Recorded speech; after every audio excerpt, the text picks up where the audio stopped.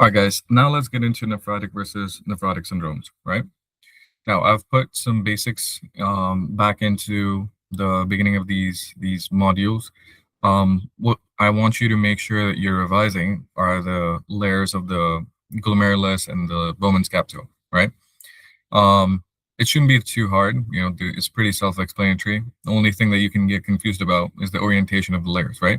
You have to remember that sandwich that we talked about, the top layer, or that Oreo sandwich, right? So Oreo, the top biscuit is the endothelial cells. The middle cream layer is your glomerular base membrane, and the bottom biscuit layer is your podocytes, right? That will help you orient yourself into what is subendothelial versus subepithelial or intramembranous deposition. Okay. They've gone into a little bit more depth about glomerular basement membrane, the three layers that comprise the basement membrane, and what are present in that basement membrane that help it repel proteins or not allow any sort of filtrates to go into the urine. Okay. So most abundant protein laminin, most common collagen is type 4 collagen. And all of this is relevant because we'll see it in nephrotic syndromes being affected, right? Talking about the podocytes, they have anchoring molecules to help maintain the structure of that filtration slit. And these are the anchoring molecules that you see here: nephrin, podosin, CD2AP, and then actin filaments, right? Usually they're not too much asked in step 2, but step 1 they can bring up points like these in order to confuse you, right? The clinical correlate with this is you may see something like congenital nephrotic syndrome, right? It's not a minimal change disease, right? But it shows up in children as a nephrotic presentation, and then you're trying to make a guess if it's minimal change or if it's FSGS, but it's a complete different diagnosis in itself, right? So it's mutations within these proteins. Okay. Here's a normal glomerulus stuffed of capillaries with the mesangium in the middle. Not too many cells surrounding tubules, right? So these are tubules, right? One of these tubules has to be the DCT that belongs to this glomerulus. Okay. Now here is the main diagram that I love to explain through: the subendothelial deposition, intramembranous subepithelial, the three layers that you're talking about, and the mesangium. Remember, mesangium is a bunch of macrophages and packing cells within these glomerulus, right? Help in the microenvironment, maintain the architecture, help clear anything, may even produce, some amount of immune reactions in this location. So that's what we're dealing with, okay? Going into what is nephritic versus nephrotic, right? When you talk about nephrotic syndrome, the damage is mostly localized to the GBM itself, right? Basement membrane is damaged, you're going to see a lot more RBCs run through the basement membrane, and the podocytes are not able to stop that. Okay. Whereas nephrotic syndromes is a bunch of damage to the podocytes themselves, which means they have a lot more protein leakage and not too many RBCs, right? Now, there is a clear cutoff. The clear cutoff is 3.5 grams per day, right? Within 24 hours, you should have, if you have greater than 3.5 grams, you have nephrotic. Less than 3.5 is usually nephritic, right? So that's the sort of lab diagnosis. But remember, damage doesn't necessarily just localize into one area and one area alone, right? A lot of these syndromes are a spectrum, right? So you have nephrotic, which means you can have damage to both, and you have features of both. Okay. Talking about the features, just to remember, yes, we have hematuria, and because the RBCs are going into the tubules, you make RBC casts, right? Because it combines with the uromodulin, which is the Tom Horsfall protein, and makes these casts, which you can see in the urine, right? Then the GFR is being low. Well, that creates this intrarenal type of AKI, right? So then you see that presentation. On top of that, a lot of your nephrons are now reabsorbing a lot of sodium and water, leading to a lot of hypertension in these patients. Okay, so if they ask you which type of syndrome, right, renal syndrome produces hypertension, is it nephrotic versus nephrotic? Nephritic. Okay, always remember that. Nephrotic has itself a bunch of signs of presentation.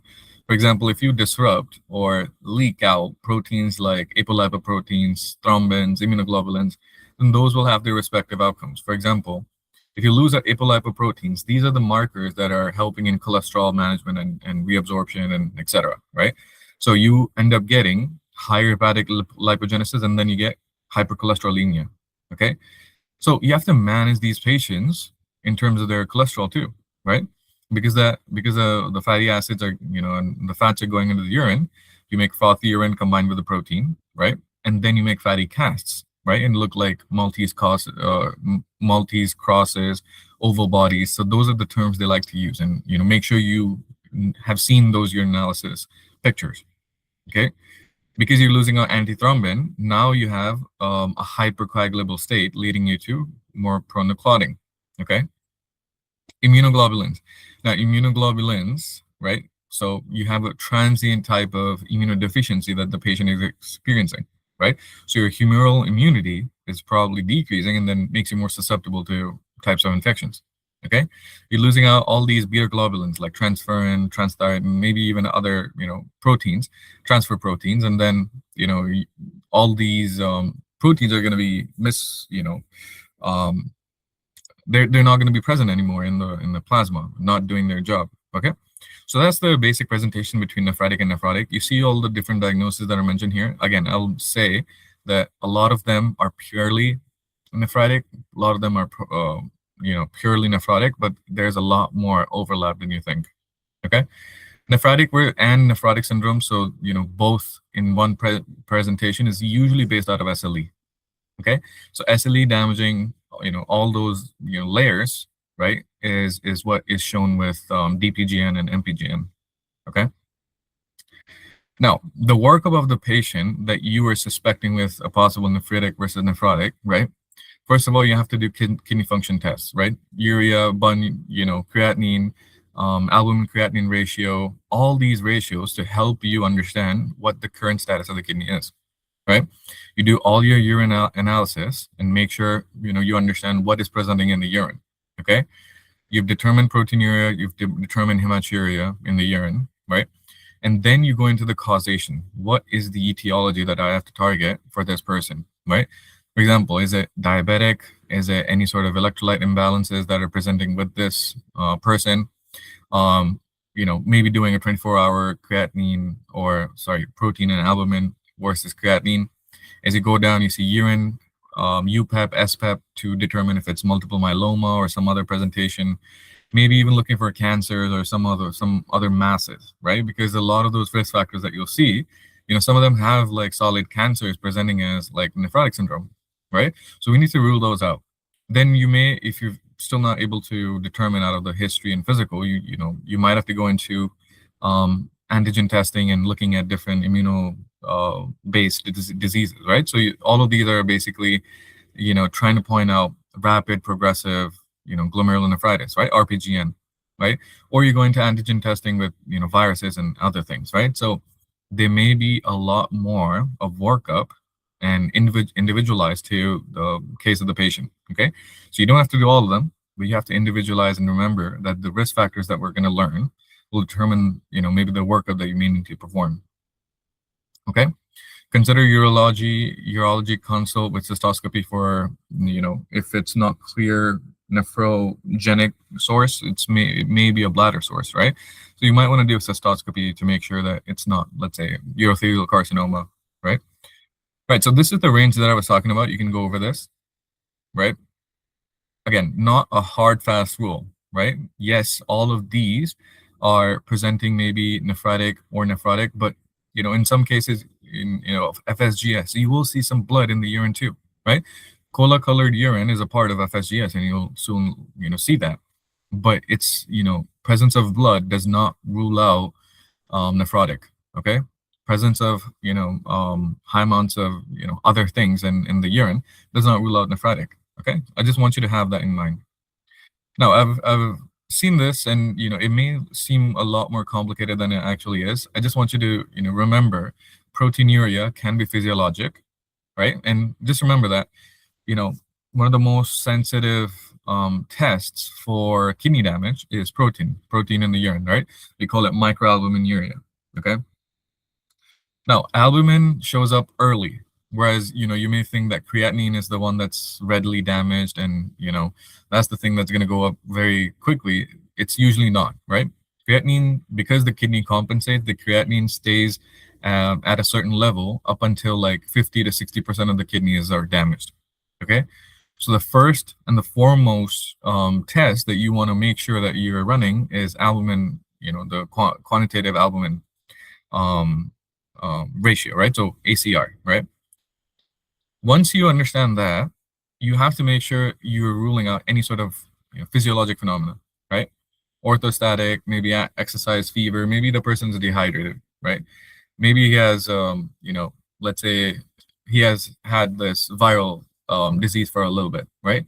And it's just the flu, but you may see protein in the urine, right? You can't conclude that there is kidney damage, but you know, it's still physiologic. It's within that physiologic range, right?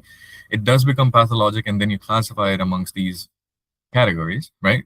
Tuberointerstitial, meaning there's actual damage to the tubules and the interstitium, damage to the glomerulus, or there's too much production going on in the body, and now it's overflowing into the urine. Okay. Apart from that, all of these, right? All of these are just, you have to study them case by case, and then come back and be like, oh, okay, I remember that this type of nephritis present with proteinuria. Okay, so it's a matter of reference right now, but I do want you to understand that this is proteinuria is very prime for kidney damage. Okay, going into nephrotic syndrome, right? These are the different essential parameters that you're going to see, right? Massive proteinuria, 3.5 grams in 24 hours. Because I don't want to wait for 24 hours and ask the patient to pee every time, right? I'm going to do a spot sample. If I see that there's 2 grams of protein per gram of urinary creatinine, then I know that the person is experiencing high amounts of protein flow into the urine, and I know it's nephrotic. Okay? If at any point I see that their albumin percentage in the overall blood has decreased, then I know it's going somewhere. Either it could be you're not producing, but it could also very well be that you're losing it. Okay, decrease oncotic pressure, so a lot of edema on the eyes or in the feet and everything. So that's also a classification. Okay, now there's primary, meaning there is glomerulus that is to blame, or there's secondary, which means there's a existing comorbidity, and that is leading to this nephrotic type of presentation, right? And you see it right here. Most of it is, we understand the classification, right? All we need to look at is the specific pathophysiology of each, and then what you do about it. Okay. The only thing I would say is this one, right? Gestational hypertension, right? Gestational hypertension can also present with a nephrotic type of phenomena. Okay, you don't have to diagnose them with FSGS or something else in order to get them, to see nephrotic syndrome in them. Okay, so that's an important point I would just highlight. Now, going into serum protein electrophoresis, this is an important sort of test that helps us determine the different levels of these proteins. Okay, that the liver is producing and circulating, right? So as you go down, this is the best sort of image that you can come across, right? So the most, the highest one that is present in the bloodstream is albumin, right? Everything else is just little peaks, apart from the gamma globulins, which is plentiful, and it should be plentiful, right? So alpha 1, alpha 2, beta globulins, and then the gamma globulins, right? And they've given you the examples of all of them, right? And if you'll see, there are a lot of carrier proteins, a lot of proteins with certain functions. For example, haptoglobin, right, binds hemoglobin. Okay, ceruloplasmin carries copper, right? Transferrin carries iron, right? So all of these are very important protein levels. Okay. And what I just want you to do is let's go over a few of these to make sense of these graphs, right? For example, when you have nephrotic syndrome, you're going to lose a lot of albumin. That's why the peak decreases. But what you start to see is the liver is trying to compensate. So it starts to produce a lot of alpha types of globulins, right? So it starts to increase that alpha 2 level. Okay, and you get this like twin peak phenomena, whereas the first peak is low albumin, but the second peak is high amounts of alpha 2 proteins. Okay, and because you may lose a lot of gamma globulins, you look at the peak, it's slightly flattened. Okay, protein wasting entropathy. So you have an intestinal disease where you're not absorbing a lot of protein, what is happening? Albumin is decreased significantly. Again, because albumin is decreased, alpha 2 might increase slightly, but not too much of an extent because your body is deficient in protein. Okay? If you have immune activation, the first thing you should look for is the gamma globulins, right? It's increasing. The peak is increasing, right? So it can increase, and because you may have even like chronic diseases and then high amounts of cytokine flow, that will disrupt the liver to produce any protein. So you may see that albumin levels are decreasing. Okay. Lastly, just polyclonal versus monoclonal gammopathy. This is what multiple myeloma is, right? High amounts of IgM or even IgG, right? Polyclonal gammopathy, meaning multiple types of gamma globulins are present, and usually it happens because of, let's say, some sort of immune response, or maybe in hepatic cirrhosis, you see, you're exchanging albumin production for this immunoglobulin, circulating immunoglobulins, right? Or you may not have a peak at all, and gamma globulins missing is a problem too, right? You have a lot of immunodeficiency phenomena that you're experiencing, right? Maybe a child, maybe an adult. Now, just for reiteration, minimal change disease is a pediatric problem. FSGS is an adult problem, right? Membranous glomerulonephritis, right, or membranous nephropathy is an elderly problem, right? So greater than 60 years old, that's what you're expecting. Greater than 65, okay? And they've also mentioned cancer patients as a membranous nephropathy. We're going to keep that in mind, okay? Now, moving on to the first thing we're going to look at is FSGS, okay? Why is it named that? Focal segmental glomerulosclerosis, right? Focal meaning out of the total glomeruli in both the kidneys, less than 50% are affected. Segmental meaning part of the glomeruli is sclerosed. Sclerosis meaning there's a pink material that makes it stiff, non-compliant, losing its essential functions. So that is the name of it, okay? Because you're damaging the podocytes, you're going to get effacement, right? Effacement of podocytes. Now, make sure you understand the difference between, FSGS effacement versus minimal change disease effacement, because both of those diseases say effacement, right? So in FSGS, you're going to get segmental effacement, okay? In minimal change disease, it's diffuse effacement. So, effacement does not carry, right, the diagnosis. It's the term, right? What type of effacement are you seeing, right? Segmental or focal versus diffuse effacement, okay? Now, FSGS has a lot of risk factors, right? A lot of etiologies that lead to this segmental sclerosing, right? It could be idiopathic, or a lot of secondary diseases are listed here, right? Use this mnemonic, H3R2S, right? You start to classify them based on infectious, environmental, or some sort of comorbidity, right? And some sort of genetic or some other types of diseases, okay? So HIV versus HPV, very important. Okay, as you see here, heroin drug abuse, maybe some reflux nephropathy in child, right, with posterior urethral valves, etc. Right?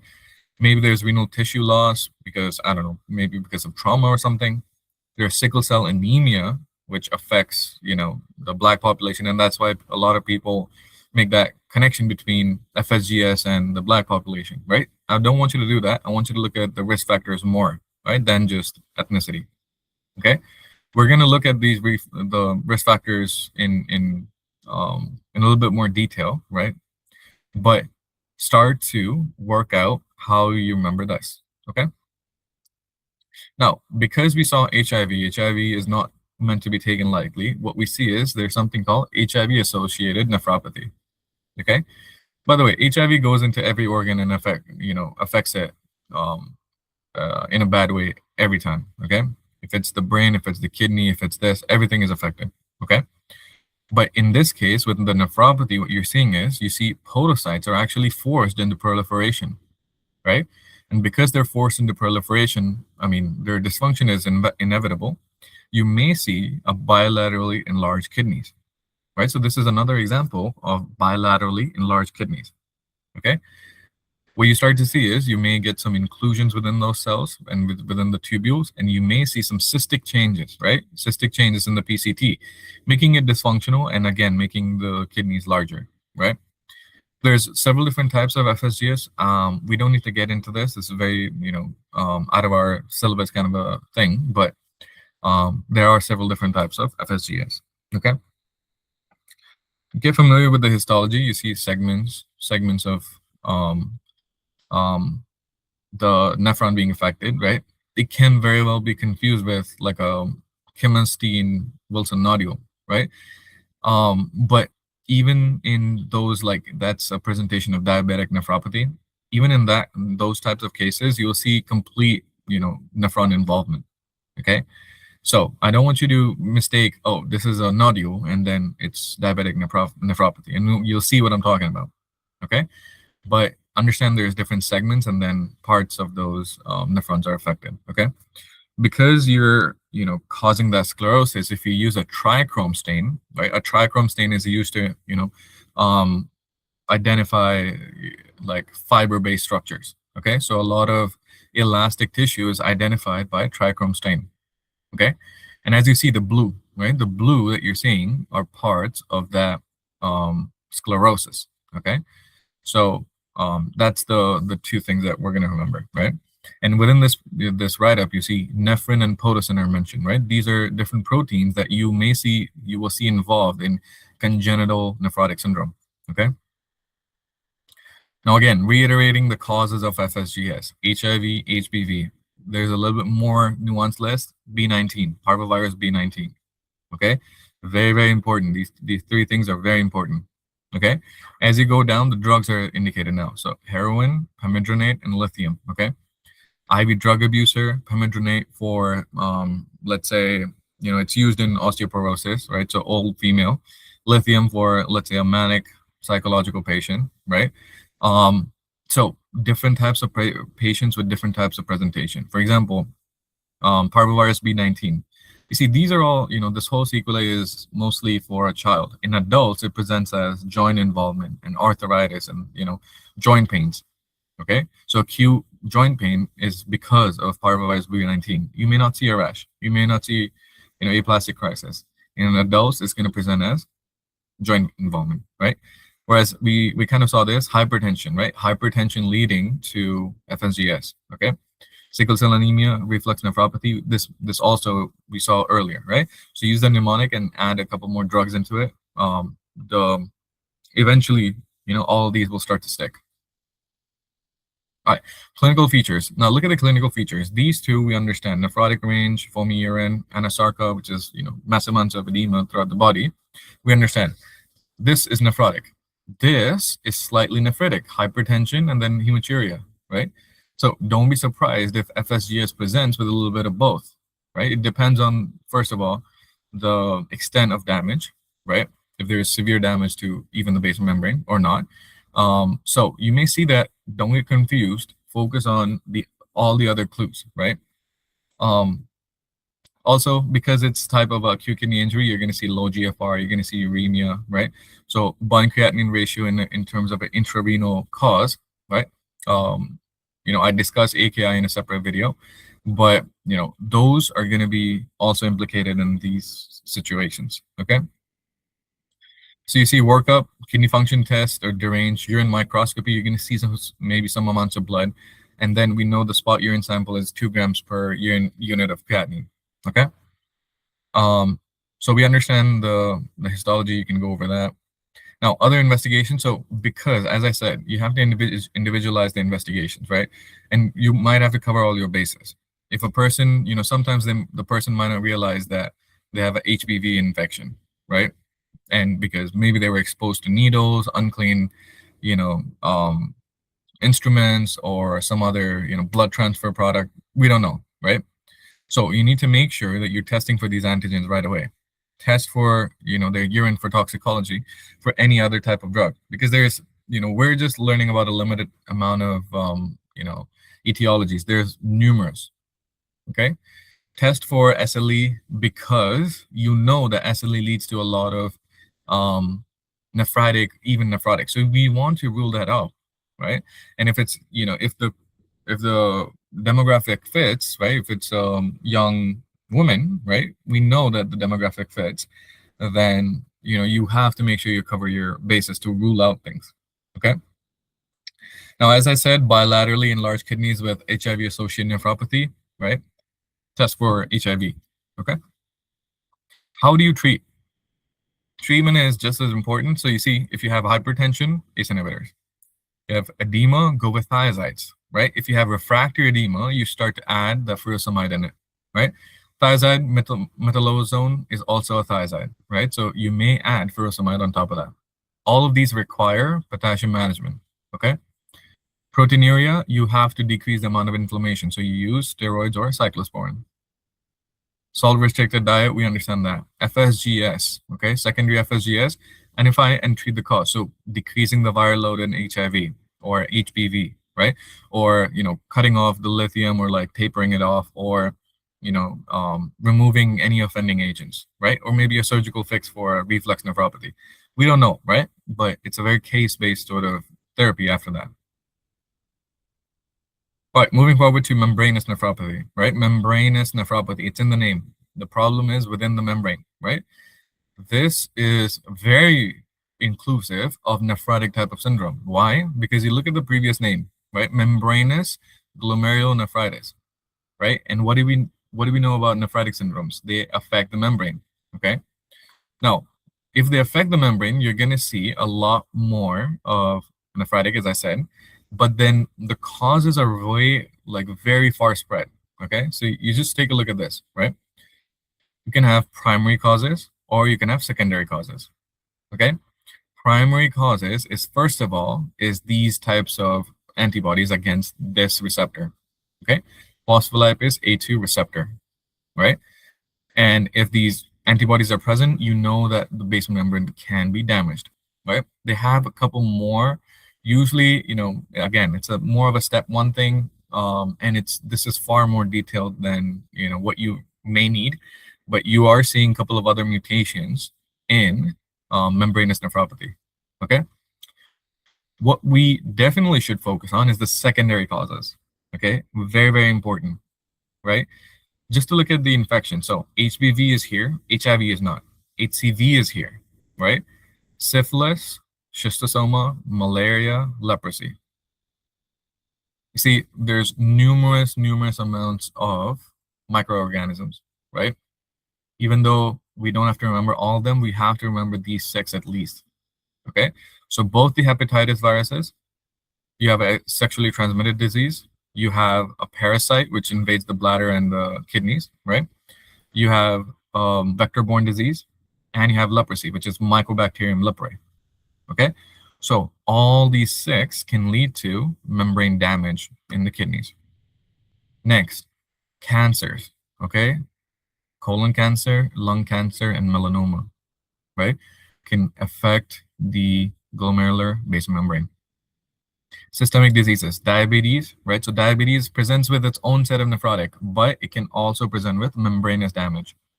SLE, mostly it's both nephritic, nephrotic, but here, if it's like a lot more nephrotic type, then you're classifying it as a membranous nephropathy. Then you see gold, then you see NSAIDs and penicillamine. Okay, so I mean, a gold poisoning case is a very, it will be very evident, right? But they usually stick to something like NSAIDs because NSAIDs have, various amount of analgesic nephropathy, right? And I do have a section on that, right? But, it's gold. I haven't seen too many mentions of, questions of mentioning gold, okay? All right, so we understand secondary causes, right? Now let's just take a look at the histology. So because you see, these, so let me just go into this case and then we'll go into the histology first, okay? So here is all the things that we discussed, just reiterated again, right? And because, it's not just colon cancer and lung cancer and melanoma, lymphoma and leukemia, okay? Bone marrow disorders, right? These two will definitely affect the population too, okay? And of course, this is usually an older adult. So you have to remember, um, that what types of leukemias are indicated in old people, right? Geriatrics. So you have to remember those, right? Sometimes because you have a child with leukemia, you may see minimal change disease being mentioned there, right?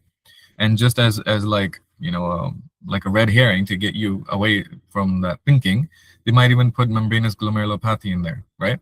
And what do you remember? You remember that lymphoma and leukemia is usually for old adults, right?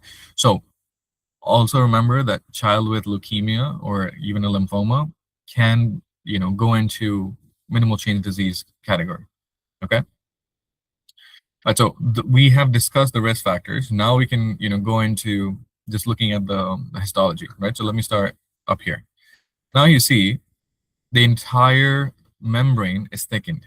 Okay, thick capillary loops, not too many cells or nuclei that I'm seeing in this um, picture, right? As you go forward, you see what ends up happening with these base membrane damages is that the there's a there's this spike in dome appearance. So you see this, like if I zoom in just slightly, you see these black dots are visible, right? These black dots are visible. Typically, it's supposed to be very smooth, right? But these black dots are very visible, and this is called a spike in dome appearance, right?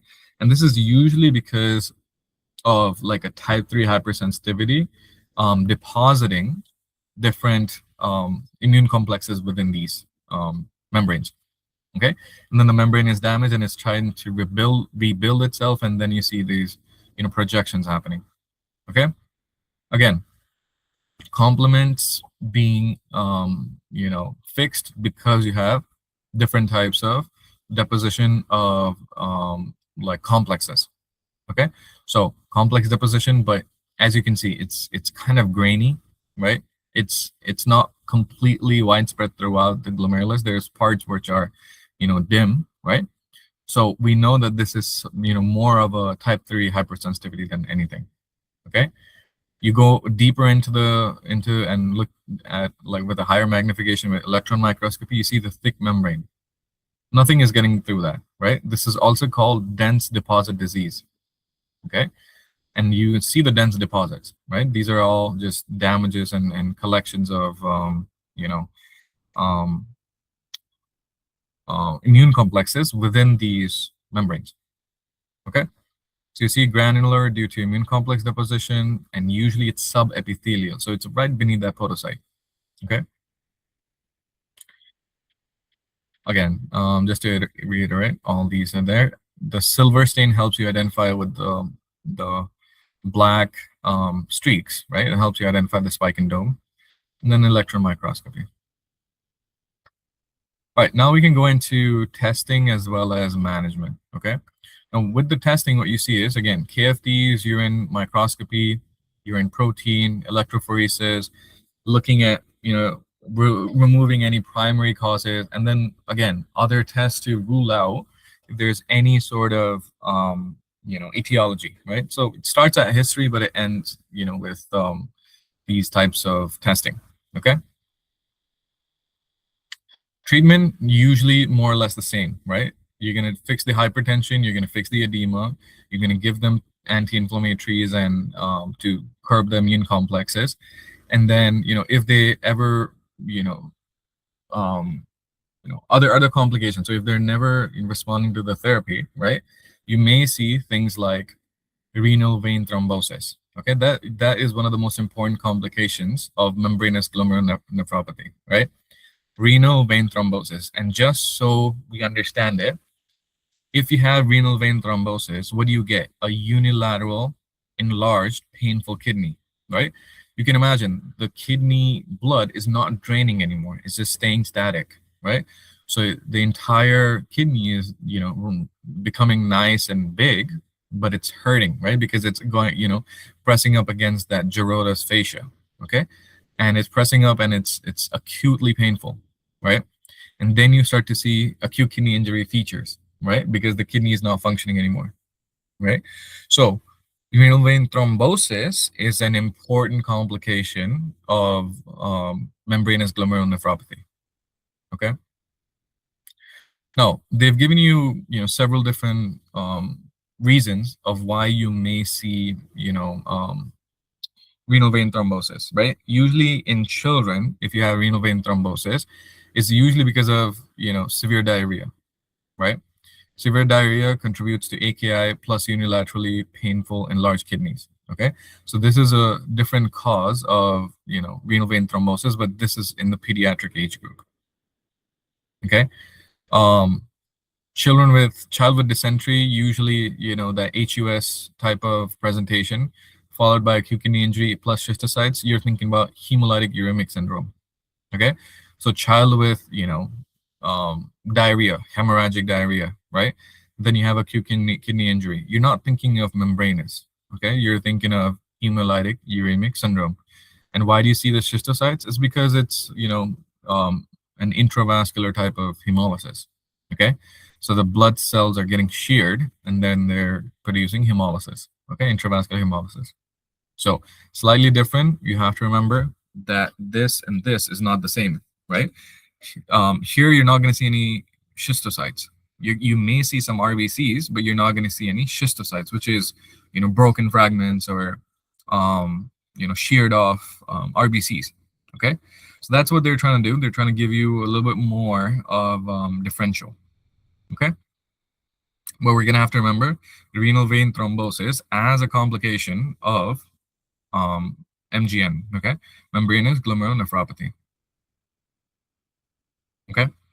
Now, next, moving forward. Now, this isn't mentioned in the first aid book, but it's worth mentioning and just looking over, reminding us that there is a congenital form of nephrotic syndrome. Okay, different types of genes with different types of protein products producing FSGS type, or even like, different types of FSGS based presentations.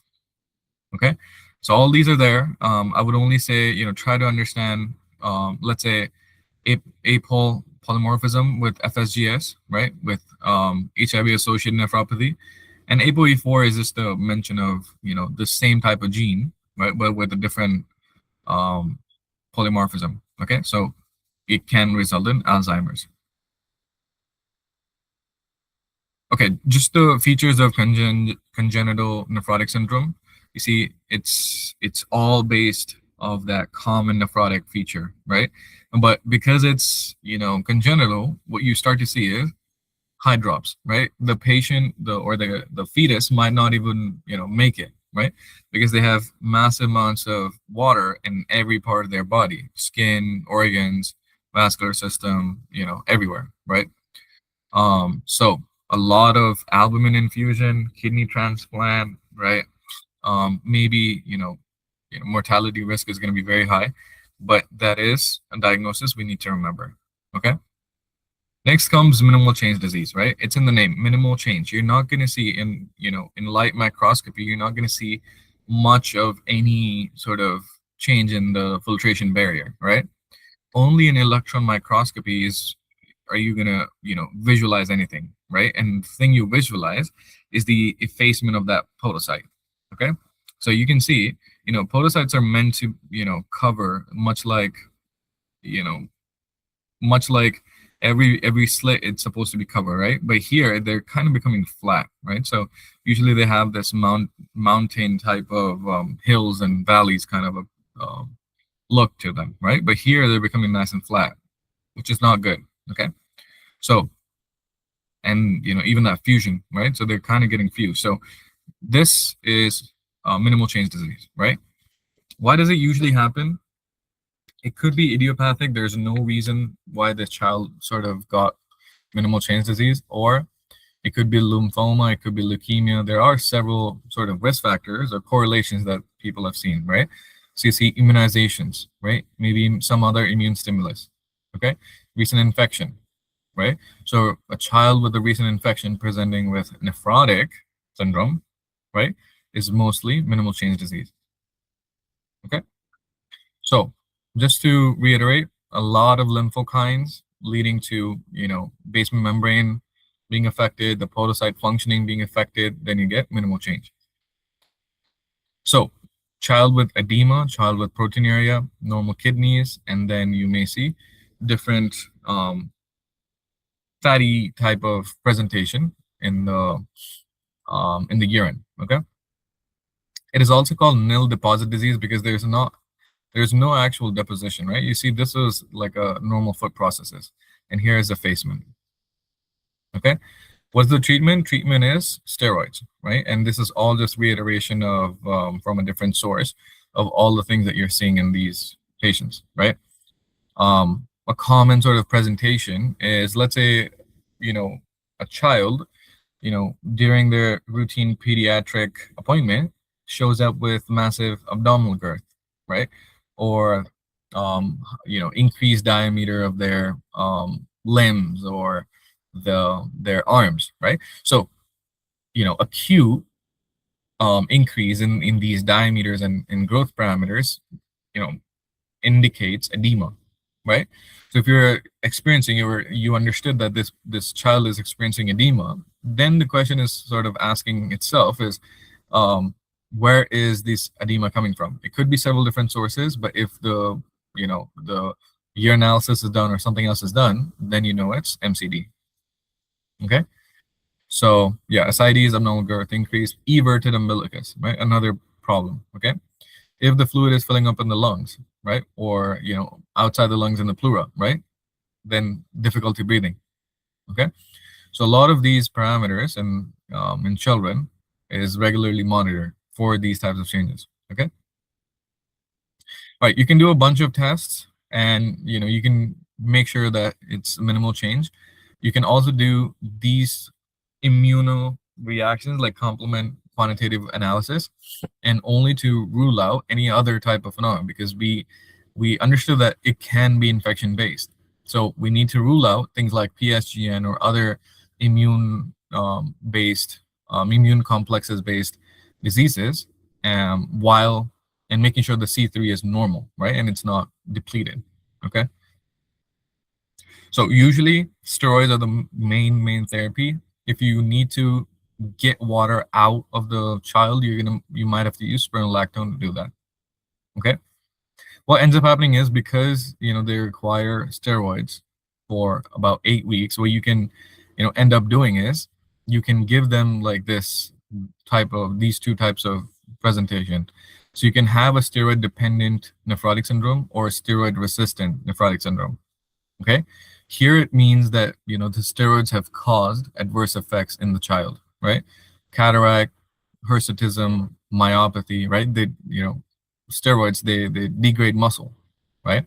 They gain weight, but it's kind of this um high fatty tissue type of weight, right? They're losing muscle mass. They cause cataracts. They change the protein structure in the lens, right? So what do you do in those cases? Taper the steroids, maybe replace them with a different drug. Okay, usually cyclophosphamide. Here, with steroid resistant nephrotic syndrome, you see here you don't actually see any changes with the steroid itself, right? So you may have a case where they're resistant to the steroids itself, right? And because of that therapy, what you need to do, again, switch it out and use some other like cyclosporin or tacrolimus to tackle the T cell, high amounts of cytokine release from those T cells. Okay, so this will suppress the immune system enough to create some amount of response. Okay, so that is minimal change disease. We've talked about amyloidosis. We know how it works in a different video, so I'm not going over it right now. Just remember, amyloidosis, usually an adult, right? And the adult is having nephrotic presentation. Okay. Now, the main thing that we need to go over when it comes to nephrotic syndromes is diabetic nephropathy, right? Big topic, right? In growing, in adults, one of the most common causes of chronic kidney disease and even nephrotic syndrome is diabetic nephropathy.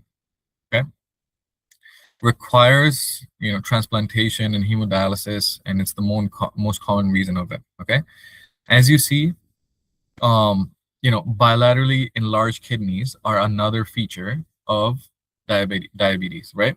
And they've given you all the reasons of bilaterally enlarged kidneys. Now, in most of these, what you're going to see is you have early enlargement, and then later it becomes atrophic, right? So the early enlargement is more or less like a compensatory thing, and then eventually the kidneys and the glomeruli start to fail, and then the entire kidney becomes atrophic, right? With same thing with HIV, same thing with amyloidosis, same thing with diabetes, right? Polycystic kidneys, they, because it's like, cysts, massive cysts, they remain enlarged for, forever. But even with hydronephrosis, until the urine is drained, they stay big. But with these three, remember, early enlargement, later shrinkage. Okay. We also saw this painful unilateral enlargement. It's usually renal vein thrombosis. Okay.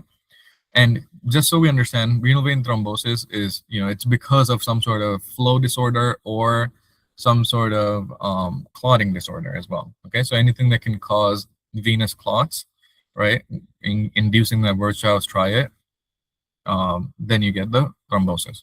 Okay, we've seen most, some of these markers again, right? ACR, right? Urine sample, trying to get the ratio of albumin to creatinine. Okay, now if the levels, right, and we're going to talk about the levels is in chronic kidney disease, and I'm just trying to focus on the effect of diabetes in on the nephrons, right? But you're going to see in the chronic kidney disease these levels being 300 milligrams per gram of creatinine, right, greater than 300, right? So the level that you're talking about is greater than 300 milligrams of albumin per gram of creatinine. Okay. Okay. So first, let's understand why this is happening, right? The main sort of reaction that's going on is called non-enzymatic glycation. Okay. Because these glucose are constantly reacting with these proteins, right, and they do it without any need of any enzyme. They just bind to it, and the glucose is just binding to it, and then eventually the protein is either degraded, non-functional, or it just it induces some sort of immune response, right? Now, because of all that, eventually all these small arterioles first, right? The glomerulus second are damaged, and the basement membrane as well. So three things that are usually damaged are the capillaries, the basement membrane, and the lining of the glomerulus itself, right? And of course the podocytes. Okay. So if you see, the mnemonic is given to you, thickening of the capillary basement membrane. Okay, so a thick basement membrane. Hyaline arteriosclerosis, right? Because your endothelium is getting that non-enzymatic glycation, they undergo proliferation, and then they start to have these onion skinning of the capillaries. Okay, then comes this Armani-Epstein lesion. Okay, what ends up happening is you see in the PCT a lot of glycogen positive granules are going to be present, right? So that is a feature of diabetic nephropathy. And how do you visualize glycogen? Using PAS positive, right? So you're going to see everything else is blue, but the pink parts are glycogen positive granules. Okay, glomerulosclerosis is going to be seen, right? Diffuse glomerulosclerosis. So we saw focal segmental glomerulosclerosis, right? I said diffuse is also seen in minimal change disease. Diffuse is also seen with diabetes mellitus. Okay. Now, nodular glomerulosclerosis. So this is the nodule that I was talking about when we saw FSGS, right? So multiple different types of amorphous material being deposited within the nephrons, right? Now, within this nodule, and because of diabetes, you will see renal papillary necrosis as an effect of these, capillaries being not bringing blood in, and etc. Right? So the renal papilla, the pyramids and the papilla are undergoing necrosis and degenerating, and then showing up in the urine too. Okay, so very widespread effect of these the diabetic process. Okay. So just so to iterate, you see glomerulosclerosis, nodules, Armani-Epstein change with the PCT, and then even another, additional on top of that, you may see renal tubular acidosis, right? type 4 venous tubular acidosis, which means it's affecting, the collecting ducts, and it affects how aldosterone is working upon them, right? And then you get a metabolic acidosis within the patient. Okay, so very, very, widespread damage. And then you can appreciate the hyaline material, right? Because of the glycosylation. I think I've been saying glycation.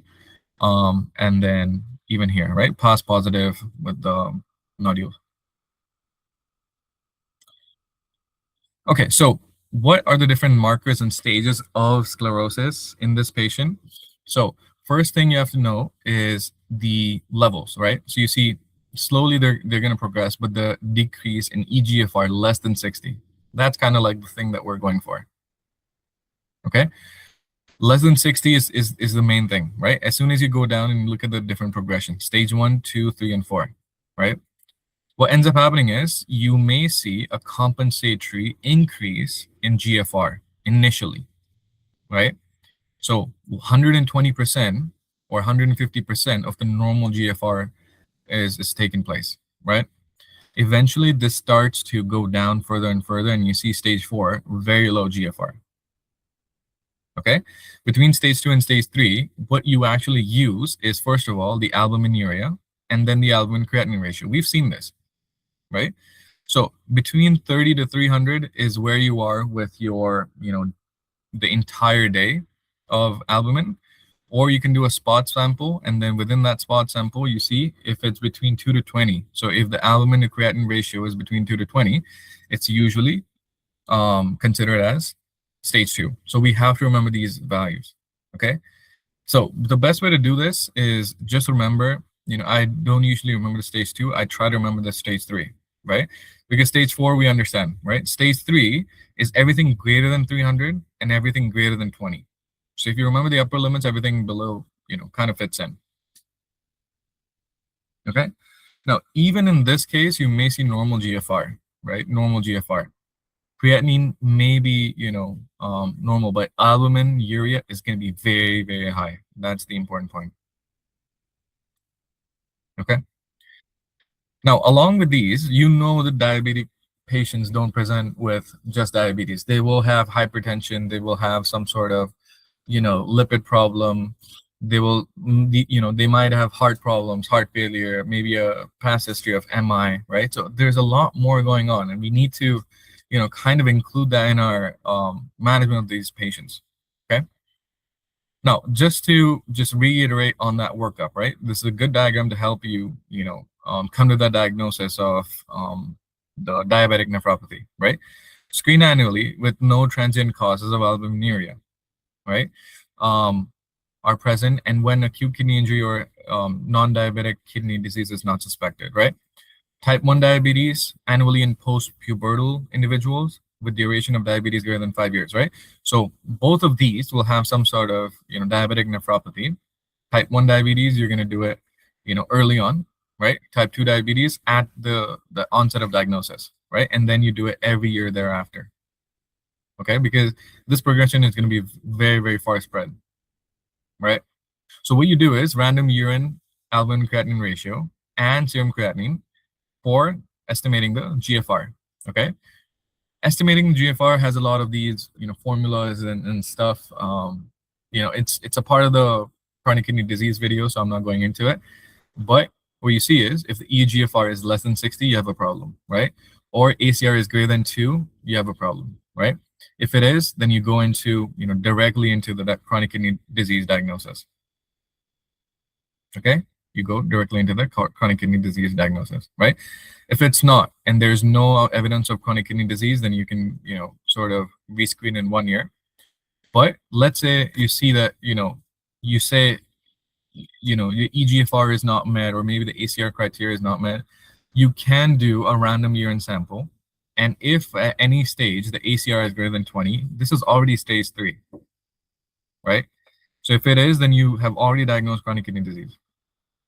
For some reason, let's say the random urine is not showing that the ACR is greater than 20, right? So what you do is order serum creatinine for eGFR in 3 months and 2 repeat random urine ACRs performed over the next 3 months.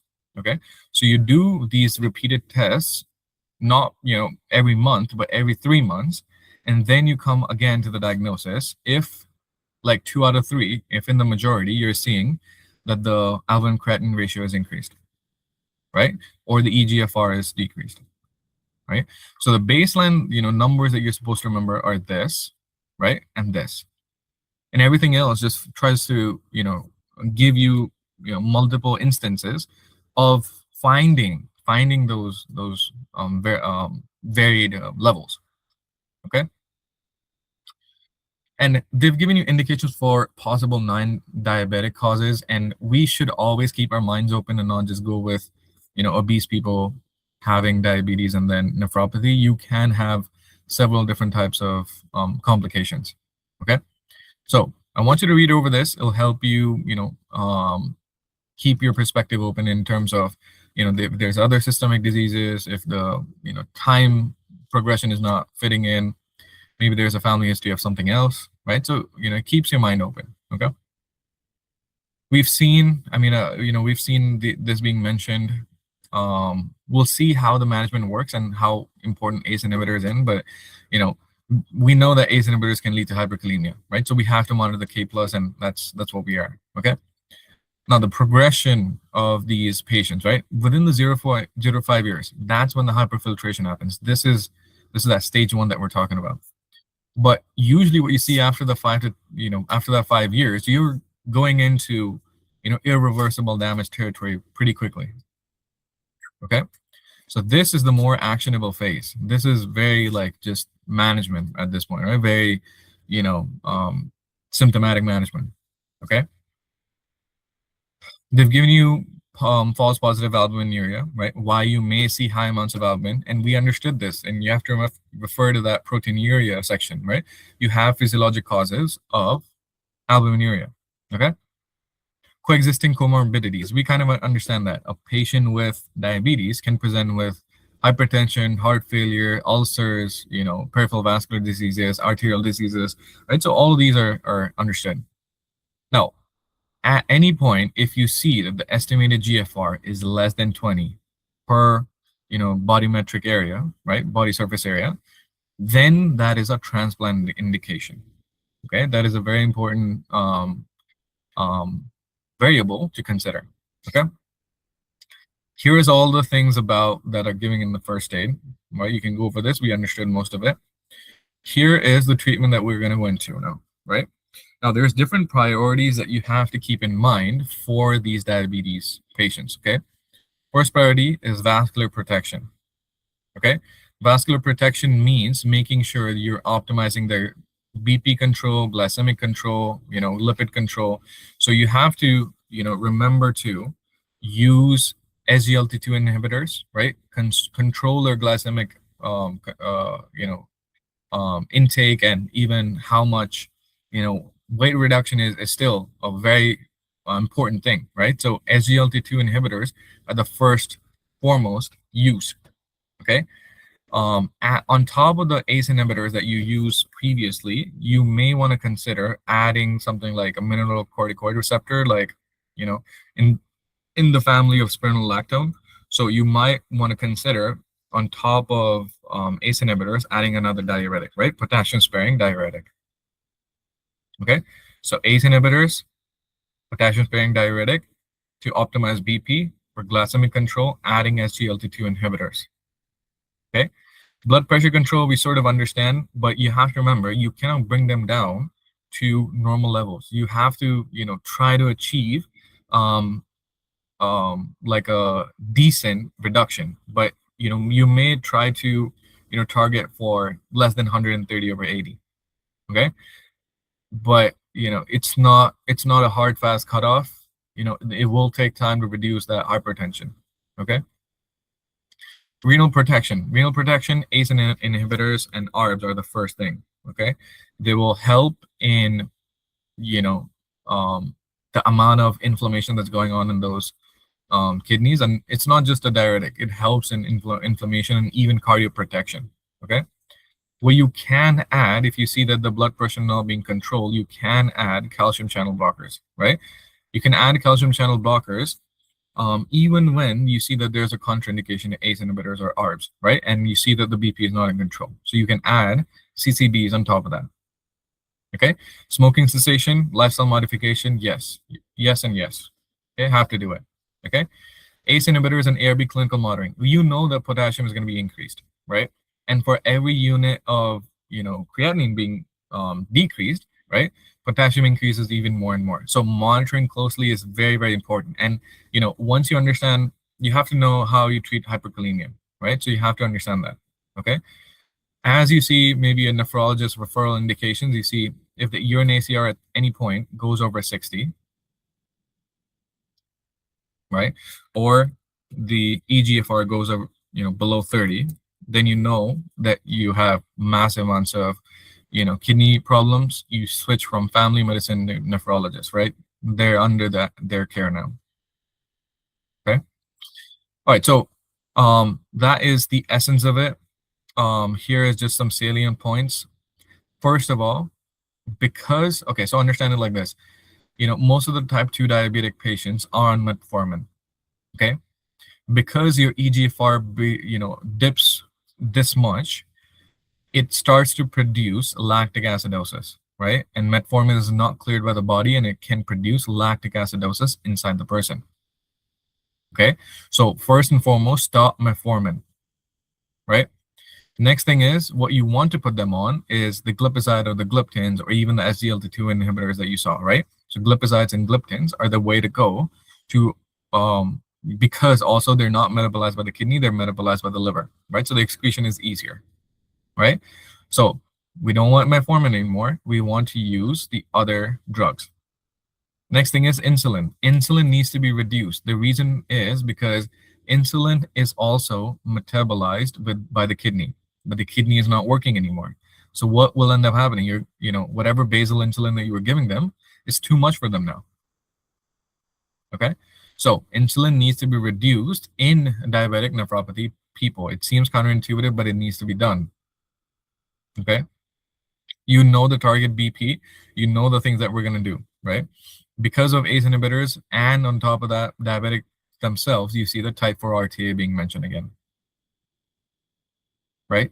If K plus is increasing, stop ACE inhibitors, start CCB. We discussed that. If K plus is not rising, BP is not under control, combine them even so, and then you may add a thiazide on top of that. What type of thiazide are you going for? Metolazone. Okay. In ESRD, K plus is increasing, then alpha blockers can be used because you see, K plus is increasing regardless, right? And if K plus is too high, ACE inhibitors you cannot give, CCBs are not doing the job, bring out alpha blockers. They will open up the vessels, right? Remove that vasoconstriction, and you're good to go. Okay. So you see, this is the progression that we talked about, right? Alpha blocker or a beta blocker. Now, beta blockers can be used initially too, but that beta blockers have this, insulin, this slight contraindication when it comes to diabetics, right? But the indications of heart failure, post-MI, AFib, right? Or people with, pregnancy or younger women or planning pregnancy. You see, the heart is undergoing a lot of work in these conditions, right? So you need to manage the amount of work supply balance using beta blockers early in these groups of people. Okay, so if they're showing you that there is a past history of heart problems in a diabetic who has diabetic nephropathy, you're gonna have to add beta blockers into that. Okay, so 3-step problem, 1 pill, and then usually it's a combination pill eventually. Then a triple combination plus spironolactone can be introduced. Okay. Now, if the person is not going through with the treatment or non-compliant, or the glycemic index is not being monitored, all of these can occur, right? Atherosclerosis, neuropathy, papillary necrosis, ischemic, renal papillary necrosis, slough papillae, obstruct the ureter, and then you may have renal colic or even hydronephrosis. Important, right? Important. This is one of the most important complications, right? And then all the other ones, which are easy to understand. Okay. So guys, now we're gonna get into MPGN. Okay, membranoproliferative glomerular nephritis. Okay, MPGN, membrane is affected, it's proliferating, and yeah, of course, now it's showing you effects of nephritic and nephrotic. Okay, the predilection is more towards nephrotic than nephritic, right? That's why it's smack dab in the middle of the two, and there are several different categories. Okay, no, there used to be three categories, but now there's only two. So we do have to remember the etiologies of both of these categories. Okay, so we'll go into it.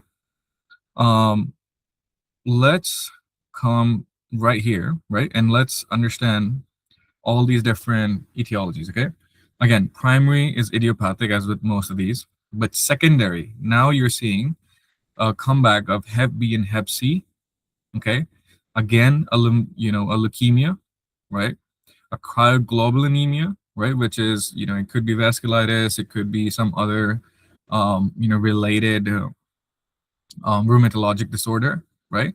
And then a special one, alpha-1 antitrypsin deficiency, right? We know that this leads to emphysema and, all the hepatic problems as well. But now that alpha-1 antitrypsin is also leading to proliferation of the glomerulus, right? And then membrane damage. Okay. So as you can see, the pathophysiology, it revolves around hypersensitivity type 3. Okay. Once the complex is settled down because of all these etiologies, they lead to complement fixation and then localized damage, right? What ends up happening is within these, within the glomeruli, the mesangiums start to proliferate, right? So the macrophages are starting to proliferate in these regions, right? They form these lobules and you have these localized mesangial expansion, right? Also, what ends up happening is the the glomerular basement membrane, which is composed of these three layers, right, that we saw in the beginning, those start to split apart, right? Because there's proliferation happening, right? So the sign that they're showing is called a tram track appearance, right? Because the GBM is splitting between these three layers, okay? Now, as you see, I mean, if they say tram track appearance in the nephrons, then it's MPGN. But if they say tram track appearance on, CT scan or something like that, right? That is usually bronchiectasis, right? That's a, secondary point. Okay. So MPGN1 is usually, complex based and it shows that tram track appearance, and the etiologies now, right? Now, MPGN2 is much more complement heavy, right? And what ends up happening here is you don't necessarily split, but you cause, the deposits consistently throughout the membranes. So intramembranous deposits are what's common with MPGN type 2. Okay. Now, during this whole, complement expansion, complement consumption, you'll see that the main thing that you're, utilizing is called the C3 nephritic factor, right? It triggers the alternate pathway and it ends up consuming C3 in the process, right? C3 is being consumed. So you get hypocomplementemia. So that's also, a lab investigation. Also, there's two sort of quantification tests for complements, right? There's CH50 and there's AH50, okay? CH50 gives you classic complement pathway proteins, right? So it quantifies classic complement proteins. AH50 stands for the A alternate, stands for quantification of, alternate pathway complement proteins, okay? So if they ever say low AH50, then you know what type of, complement is affected and where you are in terms of your, nephritis, okay? So here, the main difference between, you're going to see complement fixation and consumption a lot, okay? Here, you see persistent hypocomplementemia, which means the patients are constantly using all the complement proteins. But you see transient hypocomplementemia in PSGN, right? And we understand that because it's an infectious sequelae. It will end up being there for about 2 to 4 weeks, right? And if it gets cleared up, it gets cleared up by the immune system, right? So you don't have hypocomplementemia for that long. But here, it's persistent. The person's cell mediated and immunity, right, active immunity is also, sorry, passive immunity is also lost. Okay. Even this is classified as dense deposit disease, and that's where things can get confusing, right? Because you see but the dense deposit in this case is very consistent, right? Compared to dense deposit disease that we saw with membranous nephropathy. Okay. So those are the salient features, and that's why it can get confusing when you go through the aspects here, right? So it may be maybe secondary, maybe primary. Primary is usually with the infectious type, but type 2 is the one that's using C3 nephritic factor, right? Converts this and consumes all the C3, and because you have mesangial ingrowth, right? You can see the tram track splitting in primary versus persist like diffuse dense deposits within the membrane in the intramembranous region in type 2. Okay, so very, very important, right? And they've also mentioned type 1 shows subendothelial in the immune complex deposits, right? So subendothelial, right? So that is an important distinction between MPGN and MGN. Okay, all right, now we can go into the meat of nephritic syndromes, right? Nephritic syndromes, just to recap: hypertension, hematuria, and then subnephrotic level of proteinuria. Okay. The most important case is PSGN. Okay. PSGN, you see all the different characteristics in first aid, but let's elaborate more on top of it. Okay. First of all, we know that it's caused by strep pyogenes, right? But also always remember, Staph aureus is just as capable of leading to PSGN. That's an important point. It's hidden here. Okay, it's just as capable of causing PSGN in adults. Okay, in adults, if they're going for PSGN, they're probably going to ask you about staph infection. Okay, when they talk about what toxin or what is the actual product that's leading to PSGN, it's the streptococcal pyrogenic exotoxin B. People just remember it as exotoxin B, right? But it can be confusing because there are several different things that secrete exotoxin B, right? So SPEB ends up increasing a lot of IgG production and then leading to that hypersensitivity type 3 reaction. Okay, so now we understand that. Now, when it comes to if they ever want to ask you, the thing is there's two types of strains, right, for strep, right? A type of strain that can go into impetigo, which is skin infections, right? Those pyogenes are slightly different compared to the pyogenes that undergo pharyngitis. Okay, so there's several different types of strain, and it's all mentioned here, right? In this case right here. So the strains that lead to impetigo are usually higher number, right? They take 2 to 6 weeks. So it takes them a little bit longer. Why? Well, because they're traveling through the skin, right? They have to go into the bloodstream, penetrate all the skin barriers, going to the bloodstream. So the incubation period and getting to the kidney takes a little longer. But whereas pharyngitis is lower numbers, and then this, because it's already in the pharynx and it's it's easy to go into the capillaries and seed the kidney and cause all that damage, it's usually 1 to 3 weeks, right? So you're seeing at least 2 weeks before the PSGN effect takes place. Okay, and then eventually you start to see the nephritic syndrome and just intraparenchymal damage, right? So I hope that makes sense. Type 3, now blood tests, right? Tests that you can do in order to confirm your diagnosis. For example, anti-DNase B. Okay, anti-DNase B. Usually there's 3 anti-DNase B, anti-streptolysin O. There's also anti-hyaluronidase. Okay, it's mentioned in the first aid here. No, it's not mentioned there. It's actually mentioned in one of these places. But yeah, so you have to measure something called anti-hyaluronidase. Okay. Also, what you can measure is the complements themselves, right? So how much of the complement levels are remaining, right? So C4 is generally going to be normal. C3 is going to be consumed. Okay. Gross findings: if they ever take out the kidney, right, you're going to see pinpoint hemorrhaging along the surface of the kidney. It's called flea-bitten appearance. There's various things that can lead to it: hypertension, amyloid. So I think in my amyloid video I went over the flea-bitten appearance. Okay, so you can take a look at that.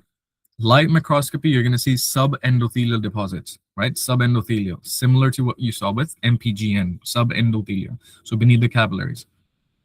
Okay, so basically outside the capillaries, right?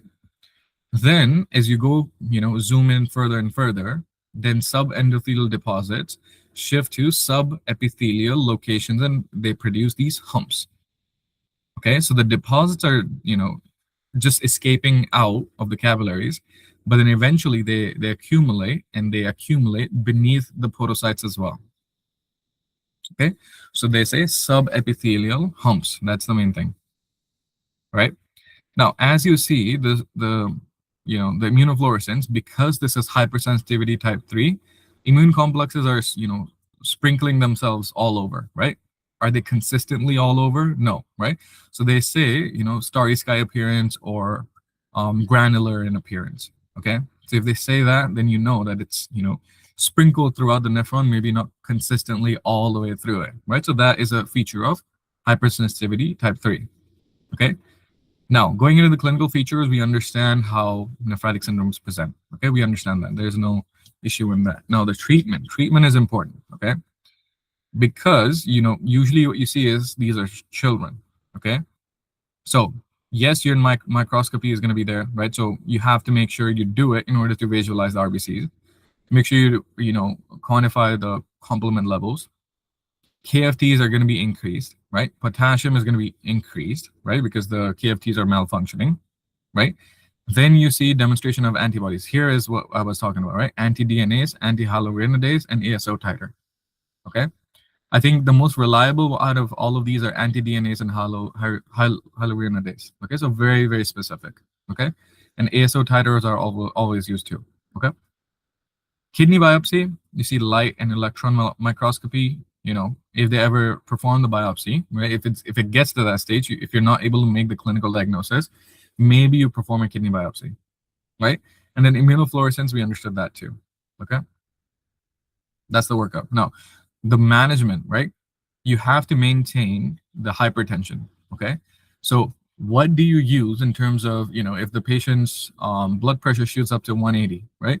You have to use your crisis drugs, labetalol and nitroprusside, right? These will significantly vasodilate, decrease the amount of blood pressure right away, right? If you get something like acute pulmonary edema in the child, right? Because there's high amounts of static pressure, there's transitive effusion happening within the alveoli, then you have to use furosemide. Okay, and of course, any sort of penicillin, because this is a gram-positive organism we're talking about, any sort of antibiotic can help, right? But if it's a usual patient where you see that every other marker is fine, there's no hypertension crisis, there's no pulmonary edema, usually it's self-limiting. Okay, within 6 weeks it should go away.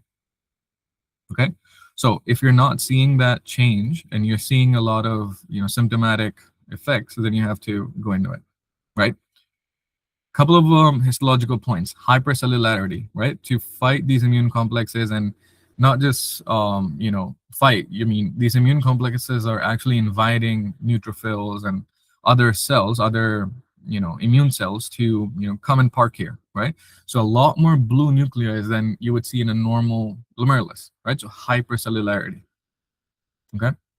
We talked about how these deposits are and how they're speckled throughout the thing, and it's a type 3 hypersensitivity. Then you can also see the subepithelial humps taking place in the membrane. Okay. Now, PSGN done. Now, then we come to Berger's disease. Berger's, it's not Berger with a U. Okay, that's something that you can get confused in. Berger's vasculitis is different. Berger's disease or IgA nephropathy is different. Okay.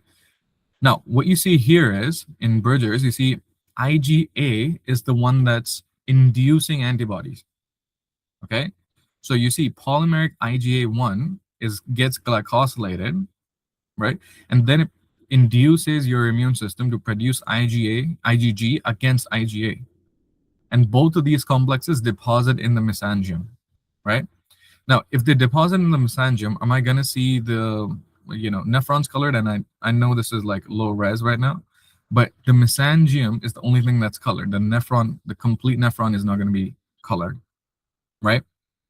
Now, the problem is who actually forced these, glycosylations to happen? Usually it's some sort of infection, right? And especially, if you're seeing infection, it's not just respiratory infection, it could be a GI infection, okay? So in adults, throat or GI infection for, less than a week, leading to nephritic syndrome, right? Type of presentation, then you're going with IgA nephropathy, right? And this is how you differentiate between the two. Children versus adults, late onset, early onset. Okay. Now they've also mentioned about IgA. IgA is a significant thing, right? So you see IgA vasculitis, IgA nephropathy. If you see IgA based enteropathy, that is celiac disease, right? So wherever you see IgA, just highlight them in your mind, because it's a very very commonly tested antibody. Okay. So HSP, watch my vasculitis videos. It will help you, understand and remember these symptoms. Okay. IgA nephropathy, kidneys alone. We kind of discussed this. Berger's vasculitis associated with smoking, Berger's disease, IgA nephropathy. So it can get confusing. Okay. Mesangium expansion. So we understood mesangium expansion with why they what they do with its macrophages, right? Amyloids deposit in the mesangium, right? IgA1 deposition happens in the mesangium, right? So you see, this is a better image. So you see, it's not tracing the entire glomerulus. It's the spaces between the capillaries that are highlighted like this, okay? And they've given you a little bit more pathophysiology. Some viruses and bacteria express N-acetylgalactosamine on their cell surface, may promote anti-glycan antibody. That's the IgA antibody that we talked about, okay? So, yep, that's that. Let's just quickly see if there's any more thing. So nephropathy, yes, URTI, we kind of understood all that. And C, treatment, right? There's no definitive treatment. Steroids only when the patient has recovered from the upper respiratory infection, right? Because you're making them immune deficient, essentially. So the person should, the immune system should jump back on its own, right? But if it doesn't, and it's overworking these the nephrons, then you may have to provide steroids after infection. Okay. There's hypertension, use ACE inhibitors, right? They have a couple more other things, fish oil, tonsillectomy.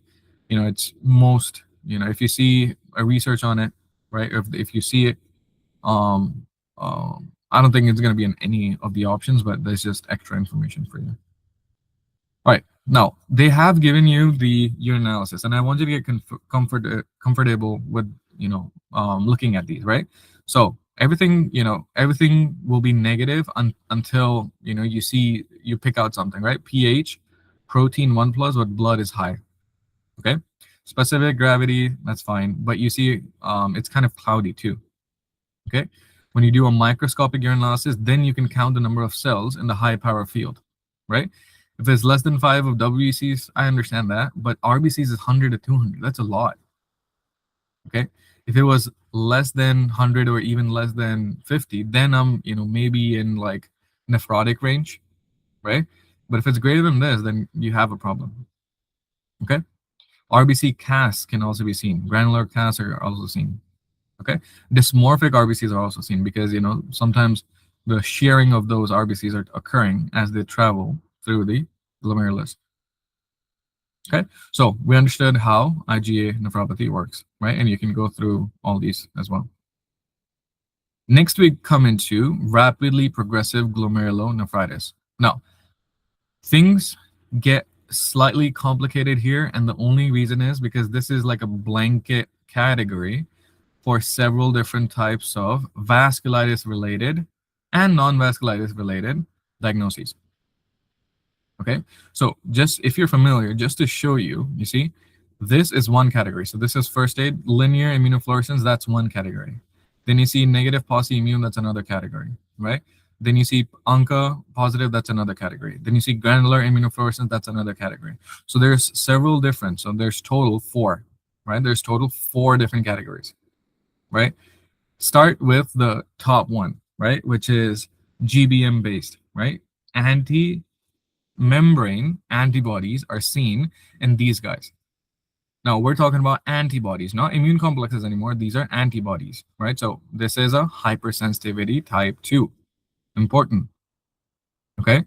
Because these are hypersensitivity type 2, the pattern you're going to see, and we'll see a big image of it, this will be in a ribbon-like, a lace-like pattern, because the antibodies are going to be spread along the entire membrane and consistently and homogeneously throughout the entire membrane. Okay, so you can have with lung hemorrhage, without lung hemorrhage, and both of these, right, are GBM attacking, but one is Goodpasture's and the other one is anti-GBM disease. There is a distinction, right? Goodpasture's affects lungs. Anti-GBM is just glomerular based membrane, not alveolar based membrane. Does that make sense? Okay, so always remember there is a distinction. You can have purely nephron or both nephron and alveoli being affected. Okay, now RPGN type 2 actually includes IgA nephropathy. It also includes HSP. Okay, and you'll see, when we talk about HSP, we also mention about glomerulonephritis in the vasculitis video. Okay, so both of these are still under RPGN type 2, but we have to study it separately because they have different pathophysiology. Okay, but here, because it's granular pattern, right, this is hypersensitivity type 3. Okay, now C3 can be normal here, right? C3 can be decreased in all of these diseases. Okay, so membranoproliferative, we've seen this. MPGN is under this category. Okay, SLE, and the thing is, SLE has its own set of lupus nephritis. We'll take a look at that. That is under this thing. Infective endocarditis, right? It can lead to infective endocarditis, can lead to nephritic features. Okay, it's important to remember that. Very, very important point right here. Infective endocarditis can lead to nephritic features. Okay, and again, it has to do with immune complex formations sitting there, consuming C3 and then causing all that effect. Okay, then comes RPGN type 3. This is important because this is a poly-immune, which means there's no immune staining, right? There's no antigen antibody complexes that you're seeing here. Okay, what ends up happening in this case is you have these ANCA positive cells, and these ANCA positive cells cause inflammation of the capillaries, right? C-ANCA, P-ANCA, right? Again, we have to review the vasculitis that you saw in the last video. Okay, we know that Wegener's / GPA, right? GPA is the only C-ANCA, right? And the way I remember it is CGPA, right? That's cumulative grade point average, right? CGPA. And then the only one that's remaining, and most of every other vasculitis is P-ANCA, right? So C-ANCA is the only one that is GPA, and then everything else is P-ANCA. Okay. Now there is a type 4, right? Double antibody positive. It's lesser known, it's lesser tested, so we don't actually see it too much. But that is the classification of just this group, RPGN, right? Very big group.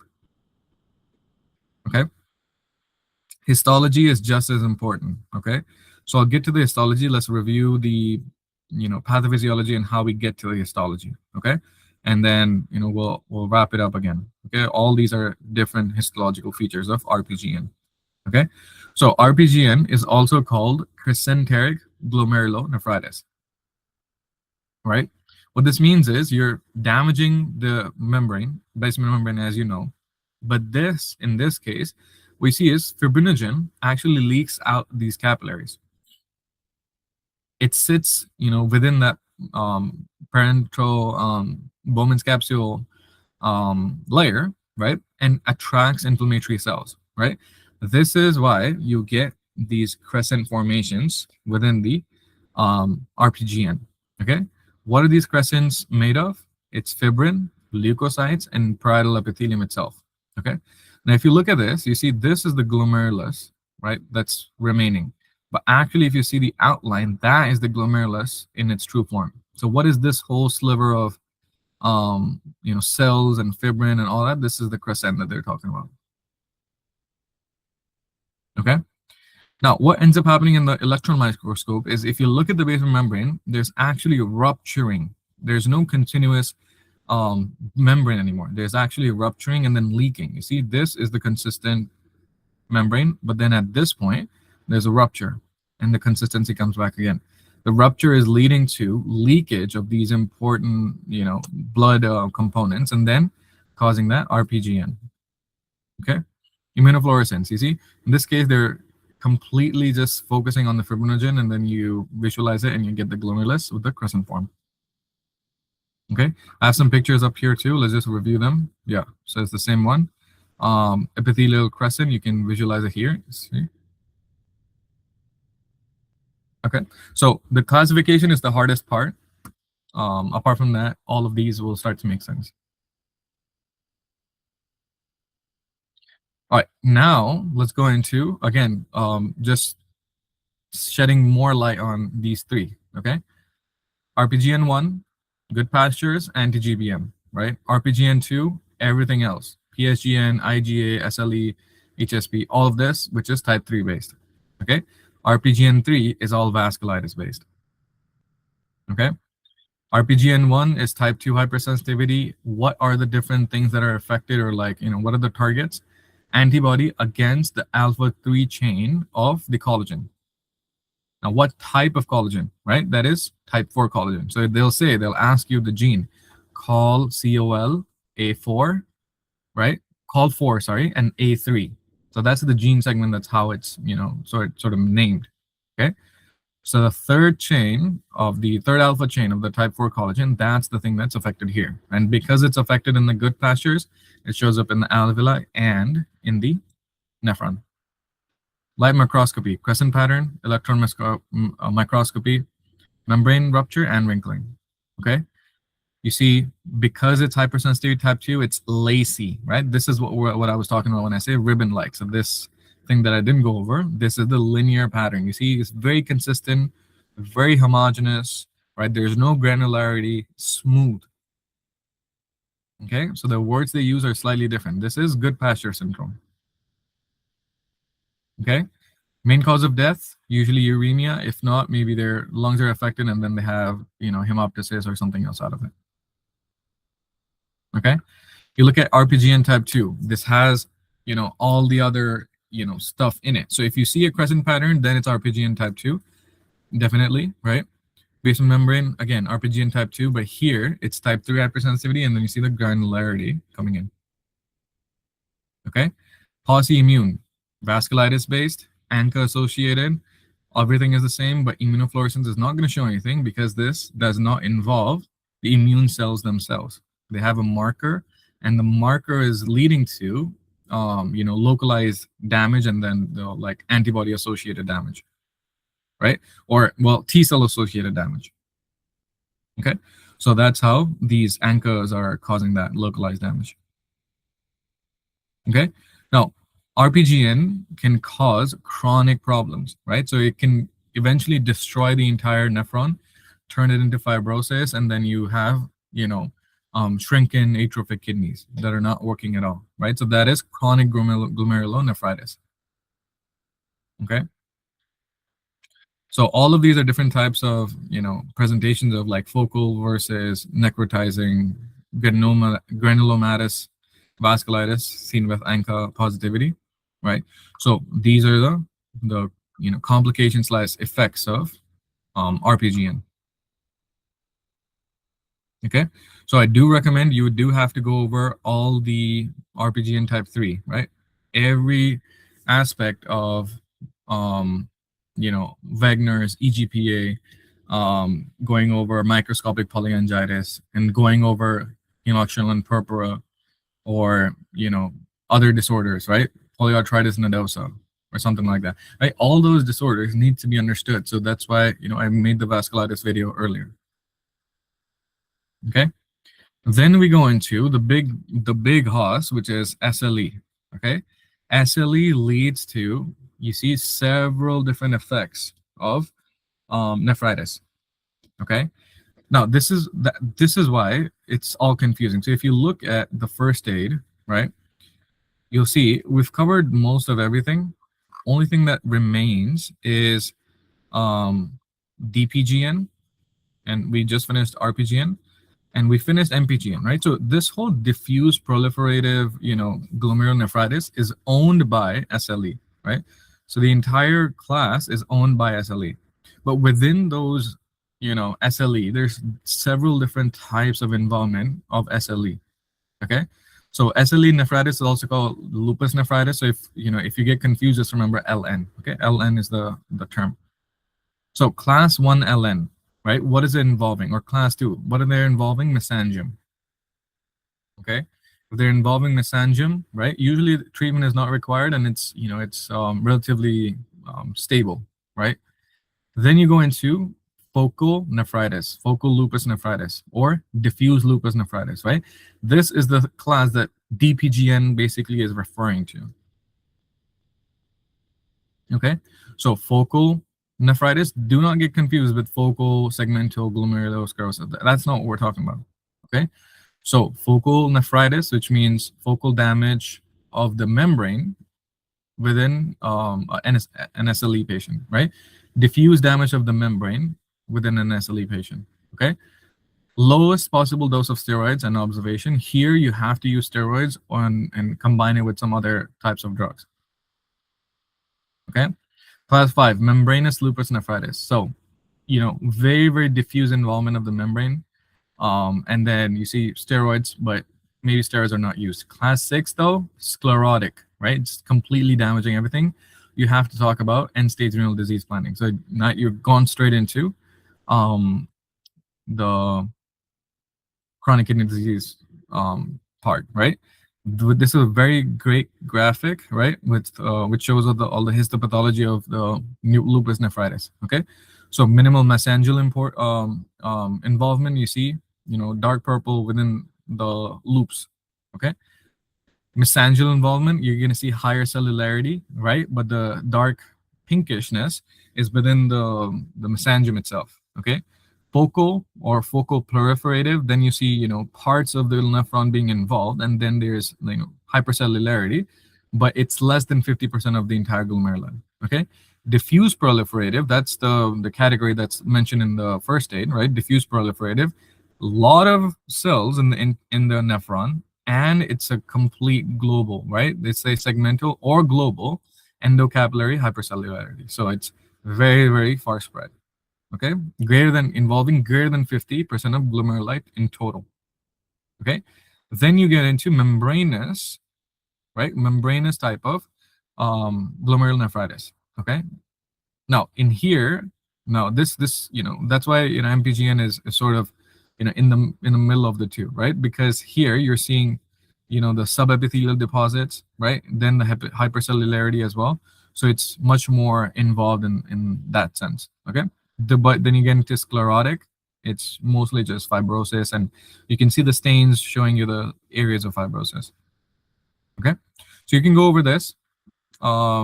Usually all these other like numerical indicators are not necessary, but at least you can take a look at it.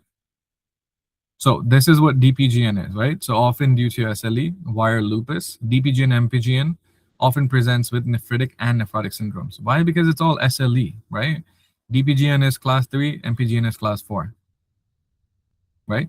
As you go along, wire looping of the capillaries. Well, the thing is, if you look at the capillaries here, well, I guess I don't have a picture, but what you end up seeing is there's clear separation of the capillaries and the surrounding, structures. Okay, so you will see, or I can just pull it in this. So here, this is a wire loop. Okay, so there's clear separation that you're going to see throughout the nephron of the capillaries and the surrounding mesangium. Okay, and of course, because it's SLE based, you're going to have IgG based immune complexes, that's hypersensitivity type 3, and then consumption of C3. All right. Now, last couple of them are remaining Alport syndrome, right? So Alport syndrome, again, it's involving type 4 collagen, same as before with GBM. Again, it's influencing GBM, but here the GBM problem is in several different locations: eyes, ears, and nephrons, right? So it causes thinning, thickening, splitting of GBM. We understood that, right? And then you have that problem. But here, just for these testing purposes, here the alpha chain is alpha 5 within the same collagen, but the alpha chain is 5 instead of that 3. Okay, it's inherited by every type of mechanism known: X-linked, autosomal, and dominant recessive in both. Okay, every type. That just to complete that knowledge, I've put this here. There is a thing called thin membrane disease, right? Thin basement membrane disease. It's also called benign familial hematuria, right? Here, the alpha 4 chain is involved. So now you understood. Alpha 3 is good pastures, 4 is benign familial hematuria, and alpha 5 is Alport syndrome. Okay, so as we said, nephritic syndrome, eye involvement, and then ear involvement, right? What you see is the entire, basement membrane just becoming a bunch of thins and thickens, thickened slices, right? So basket weaving, they call it basket weaving, right? And here's the collagen deformities. Lastly, what I've just done is compiled different systemic diseases that show up with renal problems. Scleroderma has to be remembered. Okay, multiple myeloma we're going to look over. Okay, they've given you the mechanism of problem. Malignancy, very, very important. What types of malignancies? Solid tumors, lymphomas, right? Pelvic tumors. If not, then the therapy for malignancies and post-therapy problem, right? All of them can lead to intrarenal type of acute kidney injury. Okay, so that concludes our nephritic syndromes as well. And again, if you I'm going to send you this, keep it with you, review it, right? If you have any fear of missing out, this is the cure of it. Okay.